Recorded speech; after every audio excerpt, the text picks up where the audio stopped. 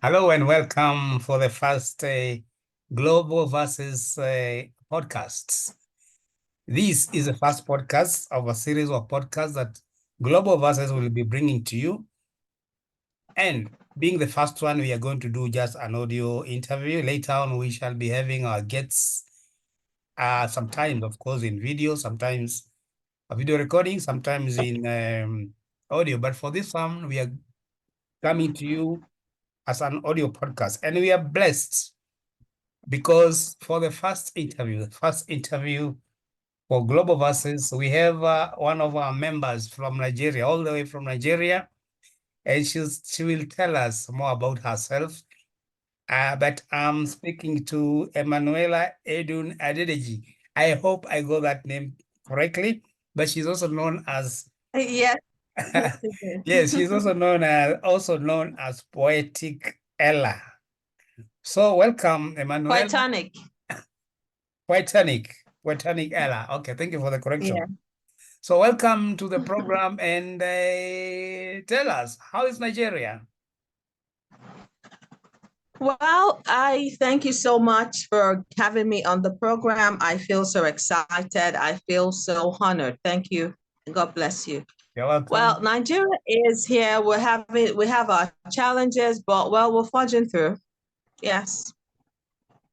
All right. Nigeria is one of the greatest country in Africa in many ways, and even in literature, because we have very great, writers, Chinua Achebe, and so on, and many others. But tell us about yourself first before you go further. Tell us about yourself. Your background, which part of Nigeria are you from? And what do you do professionally, maybe educational background and so on, before we delve into your passions?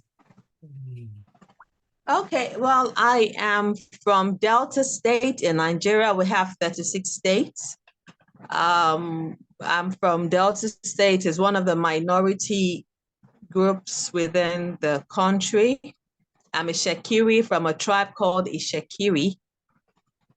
I am presently, I was a journalist, but at the moment I have dedicated myself to my foundation, which is called Planted Book Tree Foundation, which is set up to cater to the welfare of students and teachers in underserved conditions.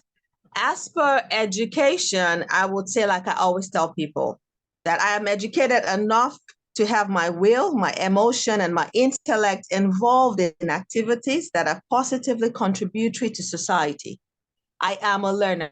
So I'm not someone who says, oh, I've been this, I've had this. I don't believe, I believe I should learn. I don't settle on my O's. So that's that about it. So for me, education is an ongoing thing, So I should not be pegged. That's my personal conviction. So I don't believe in saying, oh, I have a PhD here, or I have a master's here, or I have a this and that. I don't believe in that. For me, I don't. I just see that at every step in time. I'm an avowed learner. I am crazy about knowledge.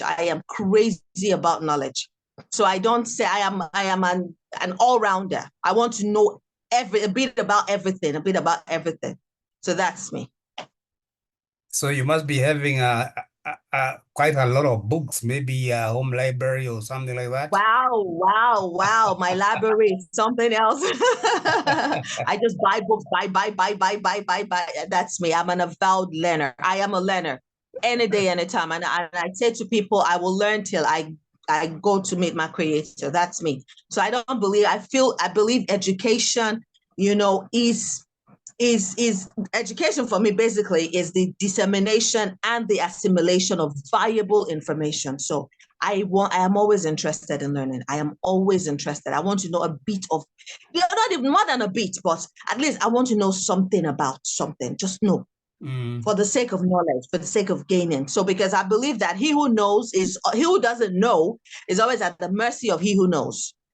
So I'm just, that's that about me where education is concerned. I'm a learner. That's quite true, because education and learning never really ends since we are born from the cradle. as we live throughout our life. We're always learning because there's always something new to learn. There's always that curiosity. But then again, there are so Yes. many people, when they finish high school or college, they think that's all. That's it. That's why I said I don't like to peg. I don't like to peg, because a lot of times we just hold on to titles. And I've noticed something, some people, for them, some of these titles and all, some of these decisions and education, academic pursuits are just for status level, just to say, oh, I am this, or I am that. True. And the moment they gain that laurel, that's it. There's nothing contributory. That is why I said I am educated enough to have my will, emotion, and my intellect involved in activities that are positively contributory to society. Okay. So I know that whatever I know, I must be able to give back to society. I must be able to spread it.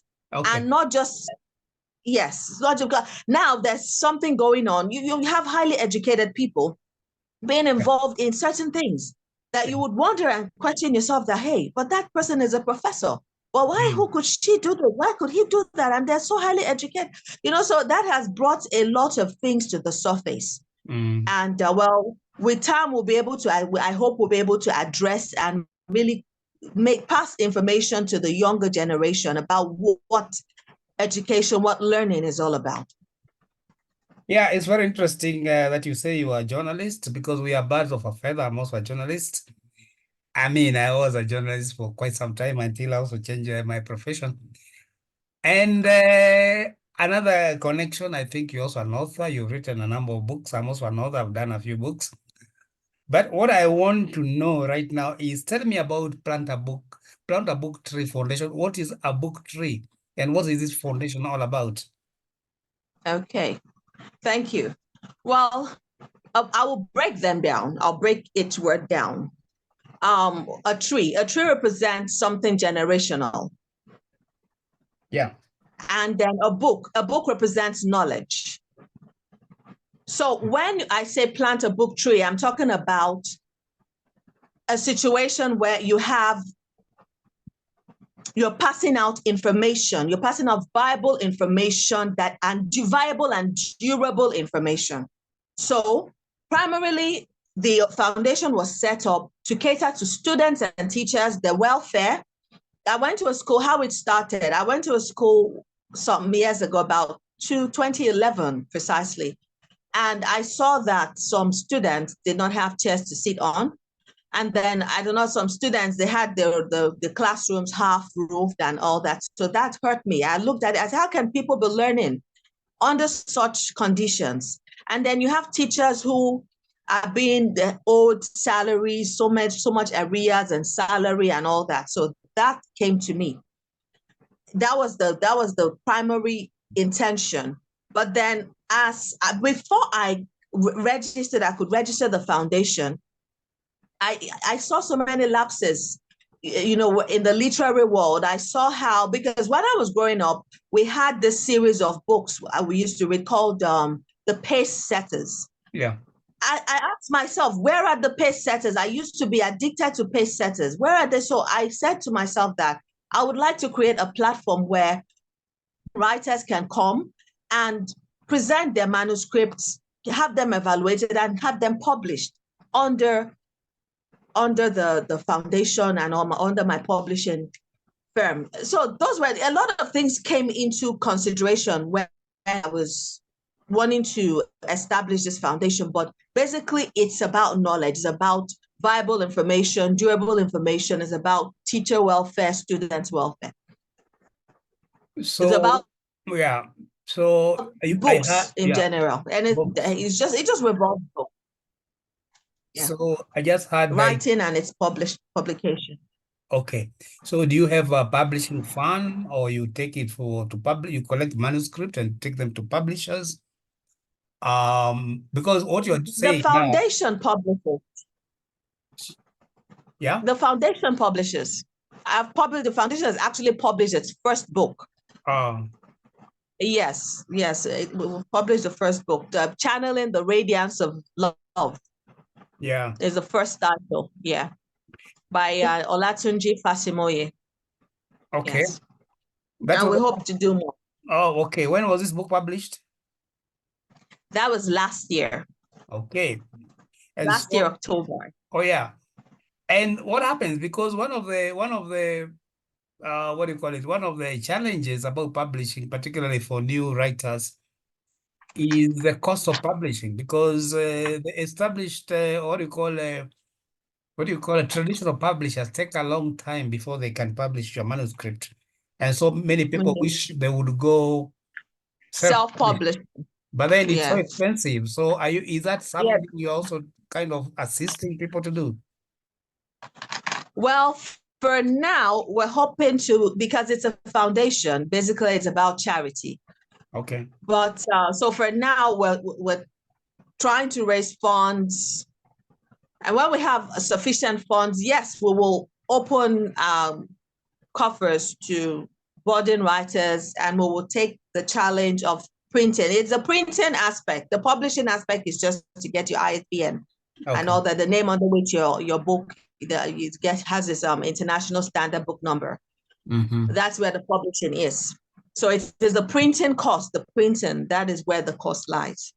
So Okay. when we get there, because the foundation just began, I launched it. It was launched in August 21, last year. So this year, August 21, will make it a year. So we're still trying to get ourselves together. But part of the plan is this, to assist writers, budding writers that have good content, to be able to get their stuff into the market. And even at a very, very, because it's going to be like a loan given to them, enabling them, but it's coming, the comeback, the take back will not be much. Taking back what we have put into their works and all that, and just a little bit of interest. That's all. And so that the work can spread, because it's a foundation, it's an NGO. So we can't pour everything onto one person. So we do for you. You get on your feet, you're stable, you're selling your books, you're making profit, you give back the loan to the foundation with a little interest, so we can pass it on to the next person, just like that. And at least so many people who might not have seen the light of day as writers, at least they'll have a chance to have their work out there and also to be discovered. Yes. And also maybe further develop themselves. Yes, sir. Yeah, you talked about visiting that school or schools, and you noticed some schools without desks and teachers, like in salary areas, and so many things like no class, no book, no library in school, and so on. I think this is something that that happens all over across Africa.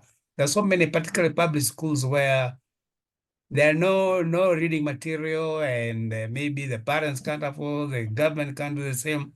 And therefore, this kind of foundation is something that could be replicated across the continent. Yes. What would you say to that? Yes, it is. It is. It's so sad, because I believe that at this point in age, at this point in civilization, such things are supposed to be things of the past.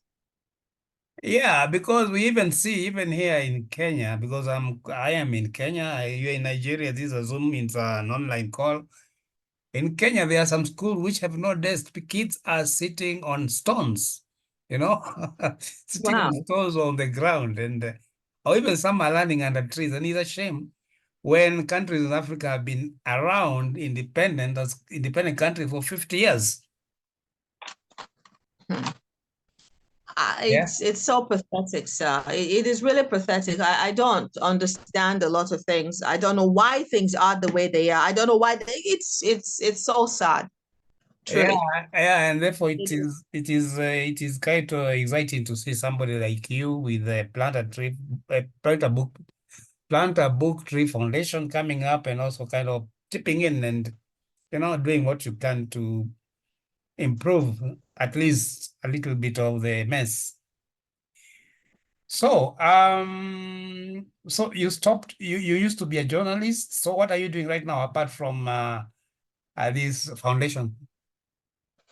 I am just into, because it took me I gave birth to, I conceived this idea in 2011, this desire rather, in 2011. Yeah. And I was not able to give birth to it till 2023. That's 12 years. That's to tell you that my career was choking everything else I could do. Yeah. Because you're an employee, you're sold out to somebody else's business, basically. True. And I'm this kind of person. I don't know how to multitask per se. I put my all into whatever I am doing. Yes, I put my all. I don't have time. I don't know how to look at this and look at that and look at this at the same time. If I'm doing A, I put all my focus on A. If I have to do A, B, C, D, I will finish doing A to the end, then I go to B, do to the end, and I go to C. That's how I'm structured. Okay. That is how I am wired. That's how I'm structured. So as a result of that, I couldn't, even when I published my first book around 2011, I didn't publish my second book till 2014. And then from 2014, it took the pandemic for me to publish my third book. No time, because I have to create content for my employers and all that. So at the moment, I am just concentrating on the foundation. And I have programs. I'm a creative by the grace of God. So I have programs that I have set up to derive funds from, because yes, it's good as an NGO, you apply for grants, but we have lots of other NGOs applying for grants as well. So you may be at the rung of the ladder. And I don't believe in activity. I believe in productivity. I don't believe in just movement. I believe in advancement. So whenever I'm doing anything, I always ask myself, where is this going to take me to? And, I'm always time conscious. So I'm not just going to say, oh, yes, I'm waiting for a grant. No, I don't wait. I'm this kind of person that I will never wait for the sheep to sail to the shore to me. Sometimes I have to meet it midway in the sea. That's the kind of person I am. So I said to myself, how am I going to create funds for this foundation? There's so many students without notebooks. There's so many students without desks. There's so many teachers. The little stipends can go a long way. So I created programs for the foundation. And so far, about 2 programs I've started, and bit by bit, we're getting funds. So once I hit my target funds, then I will do, at least I believe that by the time we're doing our first year anniversary, I should be able to come out with that celebration to do something for the society, no matter how little. But so that's what I'm working towards at the moment. So yes, I am just concentrated on, because that, like I told you, I am this one project at a time kind of person. So now I have programs. Yes, I have programs. I have self-development programs.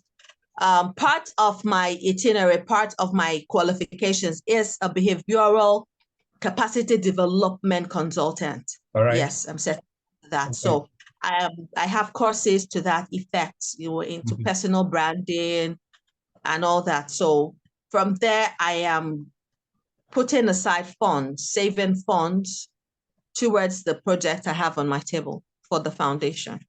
While we're still hoping to have grants, but I am not waiting for grants. I'm trying. I want to do what I have. Yeah, get what I want. Grants find you. Yes, sir.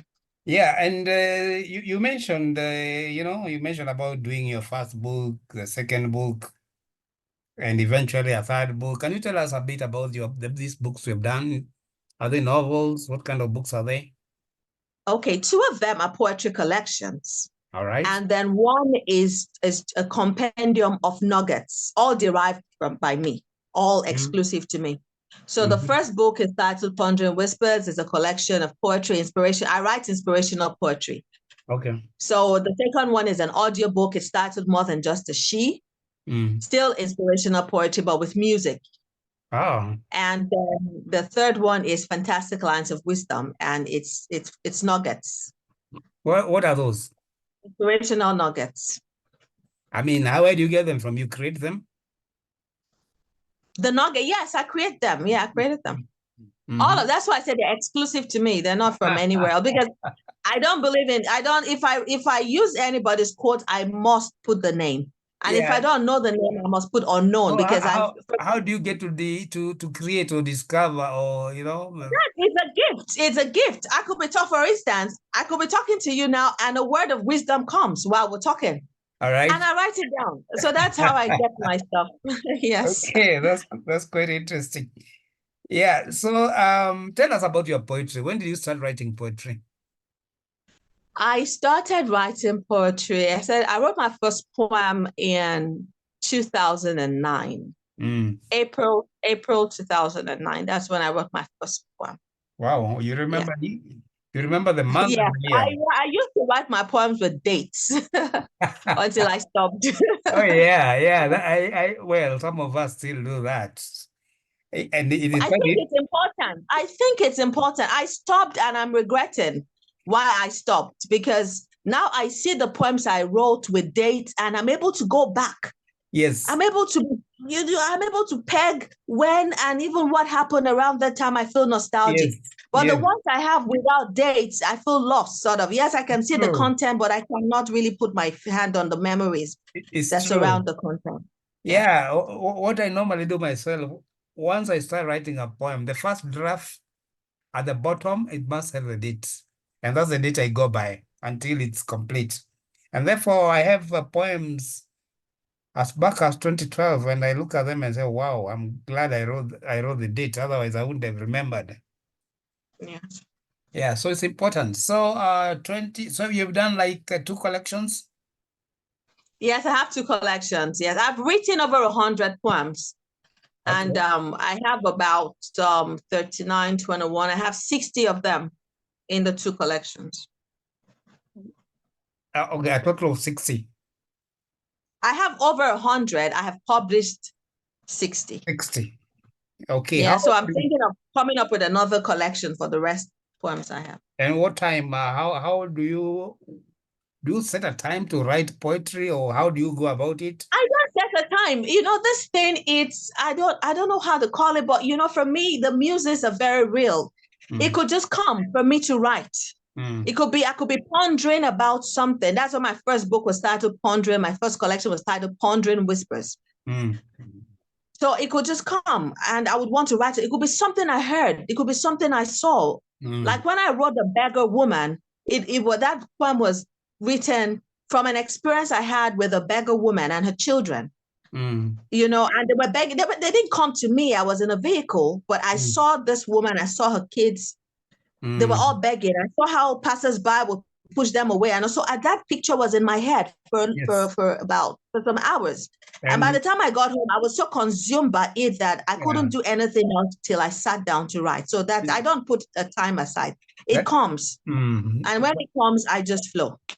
It's just inspiration sometimes. Yeah, it's inspiration. Yeah, and it best works with inspiration. Yeah, because so many people saw that beggar woman, but nothing happened to them. I mean, it was just a beggar, Yes. Yeah, and so if you're inspired, you look at something and you see beyond it. Yes. And you see with, you see with emotion, you see with feelings, you see with, what do you call it? Some inspiration, what's the word? Some revelation kind of. And you find yourself, taking a pen, or even you can even sometimes hear the poem playing in your mind until you put it down. Yes. It's quite true. So tell us about your personal background. You have siblings. I don't know. Ladies don't like saying when they were born. Well, okay. My birth date. Yeah. Okay, why not? I was born in. You said? Yeah, go on. I was born in August 19th, 1980. Okay. And I am the first of 10 siblings. Wow, okay. Yes, I'm the firstborn. Yeah, that's nice. And you said you're in Delta State. Delta State, I think it's no, I'm in Lagos. I'm from Delta. I am from Delta State, but I live in Lagos. You live in Lagos. Lagos is quite a city, I think. One, I think the city Yes, with the largest population on the continent, apart it from Cairo, I think. is. Yeah. So yeah, we've discussed quite a bit. And how did you how did you discover Global Versus? Because you're a member of Global Versus. Well, it's on Facebook. Yeah, you discovered it on Facebook. Yes. Yeah, because I think in Poetry Lab or somewhere I put it, and then I invited people someplace. Yes. Oh, that's good. So what do you think of Global Versus? Well, I think it's a beautiful platform. Okay. I'm in the WhatsApp group, and I like the genre of poems that are posted there. Yes. I love the concept. I Okay. love the concept. And then the anthology that was set up, which I am a part of, I submitted 2 poems. So I like the thought around it. And I just believe that with consistency, with having the vision, having focus on the vision, Yeah. everything that revolves the group or the organization, let me put it that way, the organization will come to fruitful. Yeah, thank you very much. It's just an idea I had of bringing poets together, poets of the Yes, it's world. good. And It's good. we do have at least one in the US, I think two in Asia, but the bulk of the members are in Africa. And there is a very exciting combination of poets, because we have people from Nigeria, Central Africa, Yes. Tanzania is quite a big, membership. South Africa, it's quite exciting. And I think, as you say, with consistency, we are going to go far. Yeah. Yeah. So we are coming to the end of the interview, and you may have 1 or 2 words or message to Global Versus members or people in general. Yeah, you can take this 2 minutes or so to tell us something. Okay. All I just want to say is we should be open to learning. Okay. We should, because the life keeps evolving. So we must not remain stuck. We must not remain stuck. Like, I woke up 2 days ago and these thoughts came to my head, and I want to share them here as we round up. And the question was, what is knowledge? Okay. And I answered the thought back that, hey, knowledge is discovery plus understanding. It is not enough to discover. You must understand what you have discovered. That is Okay. what gives you knowledge. And of course, And then the it. question came again, how is it attained? And I answered curiosity plus in-depth observation plus assimilation. So Wow. we must be interested in knowledge. We must be interested in, we must not be interested in being handed down, we must be on the driver's seat. Yeah. Where knowing, where knowledge, where understanding, where education is concerned. We must not see education as an end. It's not, it ends when a person dies. So we must be learners. We must be open. We must be curious. We must question narratives. I question narratives. If not, there was no time I would, okay, let me quickly say something. I was having a discussion with a younger girl during the time of the International Women's Day. And she said something about women of color. I then said, it happened to women of color. I said, women of color. I said, how do you mean women? I said, it happens to Africans and Asian. I said, no, women of color. I said, hey, who calls us women of color? The people who called us people of color, are they colorless? That is questioning narrative. Yes, that is questioning narratives. So you just don't accept things line and sinker. So let us question narratives. That is how we can grow. Let us give ourselves into critical thinking. Yes. That is how we can grow. Yes. That's and all it's so ironic. It's so ironic when I call myself a person of color. I mean, it doesn't make sense, because who calls us that, as you put it? Yeah. They're not colorless. Yeah, we all have color. I'm dark colored, you're light colored, you're whatever. We all have, there's no colorless person. So why call me a person of color? If you call me a person of color, what are you? Yeah, that's quite interesting. Yeah, it's quite an interesting observation. I was actually editing another book the other day by somebody who wants to publish, and she talked about the people of color, and then I highlighted who are these people because I want her to explain. Yeah, so thank you very much, Emanuela. And thank you too. Thank you too. Sorry? I said thank you as well. Yeah, Thanks thank for you the so much. opportunity. Thank you so much. I've been speaking to Emanuela Edun Adedeji. Is that how you pronounce your name? Yes, yes, yes. You got it well. You got it right. Oh, good, good. Also known as Poetic Ella. Poetonic Ella. Sorry? Poetonic Ella. Ella. And she is a member Yes. of Global Voices. And she appeared today at Global Voices podcast. And we have learned quite a bit about herself and what she does, her passions and ideas and thoughts. And as we continue, we'll keep on getting other members of the Global Voices to come and tell us about themselves, their feelings, their fears, their desires, and so on. So until we meet again, thank you again, Emanuela, and God Thank bless. you too. Yeah, hey man, you too. Bye for now. Okay, bye.